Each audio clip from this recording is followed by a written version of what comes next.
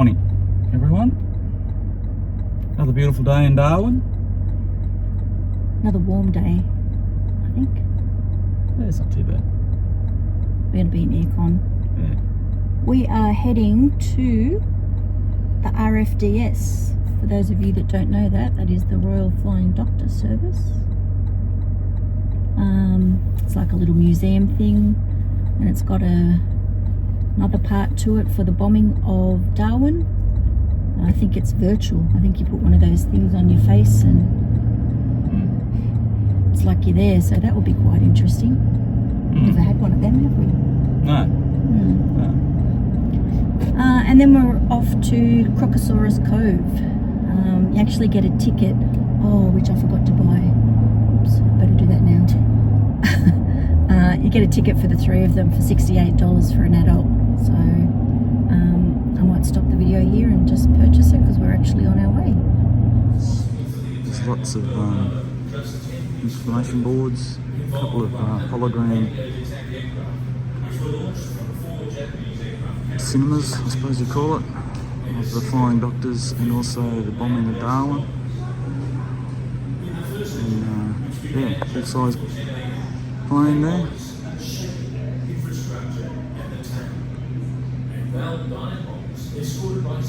We've got the virtual reality experience.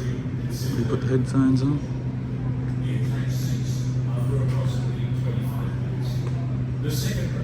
And then we've got some, we call it Darwin's Wars Beginnings. You come in here and you've got some more holograms. You've got one of the Prime Minister, Curtin at the time, John Curtin. And you have another one of the first Japanese prisoner of war. By August 1944, there were 2,223 Japanese prisoner of war in Australia. Of these, 1,104 were housed in Camp B of No. 12 Prisoner of War compound near Cowra in the central western parts of New South Wales.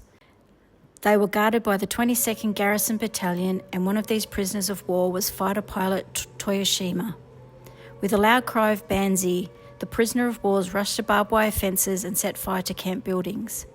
During the breakout and the 9 days that followed, 234 Japanese prisoners died, 108 were wounded, and more than 300 were recaptured. Those who took part in the breakout had no expectation of getting back to Japan. Many were willing to die rather than remain a prisoner. Toyoshima took his own life the moment he got over the fence. On the night of the breakout, 3 Australian soldiers were also killed and there were 3 wounded.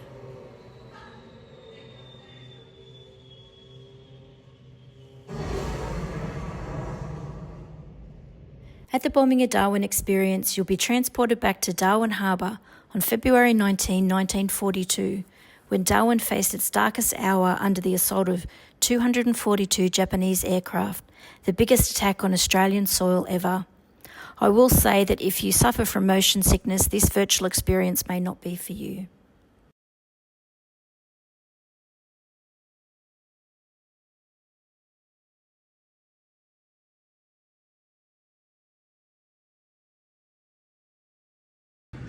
This is the pedal-powered transistor, or transceiver,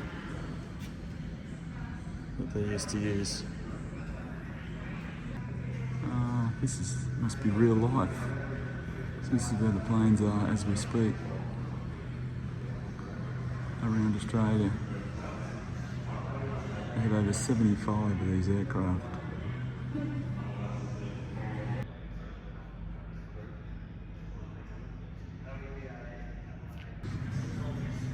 One of the earlier Rfds aircraft. This is probably similar to the one that I had the pleasure of being on, as well as my sister.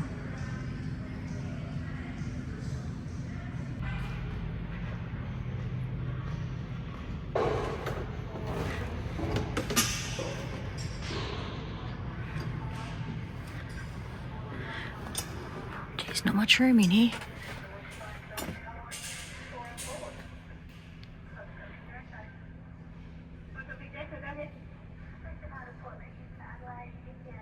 Great idea though, absolutely.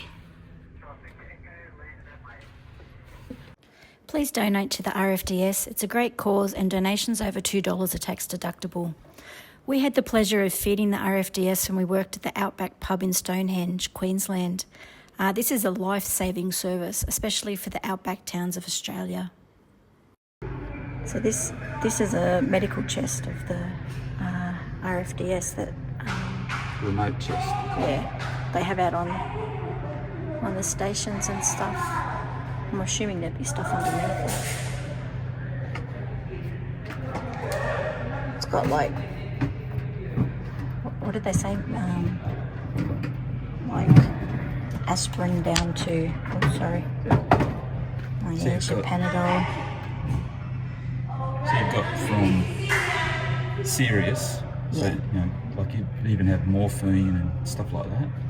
Penicillin. It's like blood. Right down to just common. Band-Aid. Yeah. Serious misuse of this could cause serious consequences, even death. I think before they use it, though, they've got to ring the RFDS. Don't they? Oh yeah, they run them through serious stuff. They run them through it. You can't just jab yourself with some morphine. So we just arrived at Crocosaurus Cove. Have no idea what to expect. Anyway, we'll go in and have a look. Bernie's gonna chicken out of doing the cage of death, swimming with the crocodile, but maybe I can convince him otherwise. This is part of your $68 ticket for the RFDS and the bombing of Darwin, so we'll go check it out. Get him, Bern. Jump down.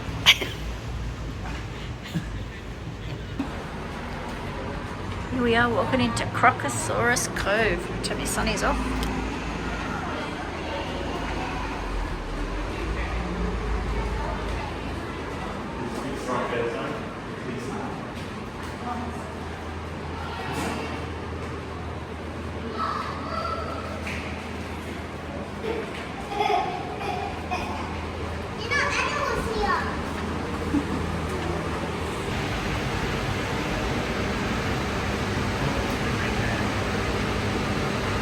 Oh, hello.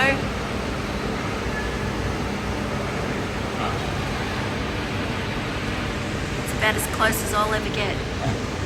Look at the glasses. Yeah. So apparently all that is between me and Big Mate up here is 145 mil of aquatic acrylic glass stuff. Something like that anyway. It's bloody huge.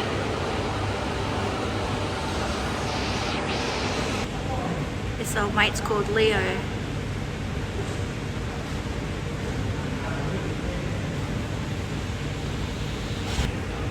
So apparently crocodile or crocodilius means pebble worm. That's the meaning of it. Which you can see, they do look like pebbles on him.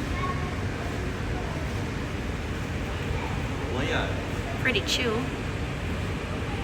So old mate Leo was found at Finnis River Station back in the 80s. He's a whopping 5 meters and 750 kilos. A big boy. I reckon that's about the size of the one we saw at Kakadu the other day.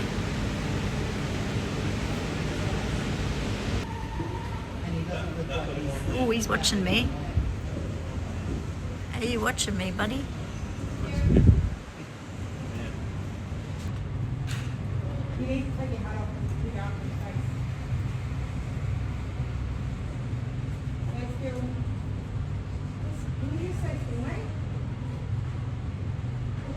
Wow. That's a good one. He wants to brush his teeth. That's making me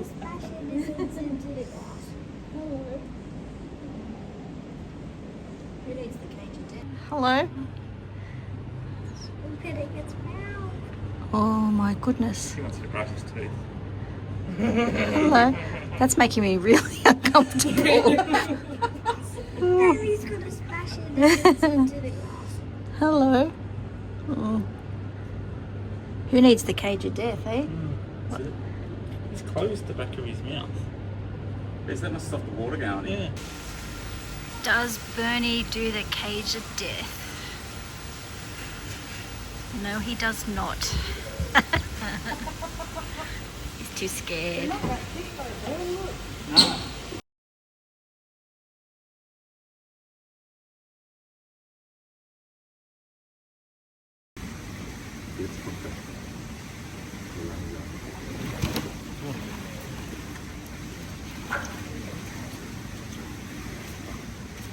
You guys wanted to get out? No worries. So a crocodile's bite force is 3,700 pounds per square inch, or 16,460 newtons of bite force. I've got no idea what that means, but apparently somebody might tear into a steak with 150 to 200 psi. PSI. Oh, I didn't know that's what that stood for. Anyway, or 890 newtons. So, in other words, do not put your hand in a crocodile's mouth. That's okay. Hello. Stop shaking, Dale. Yeah, I'm not. Scary. I'm not shaking him.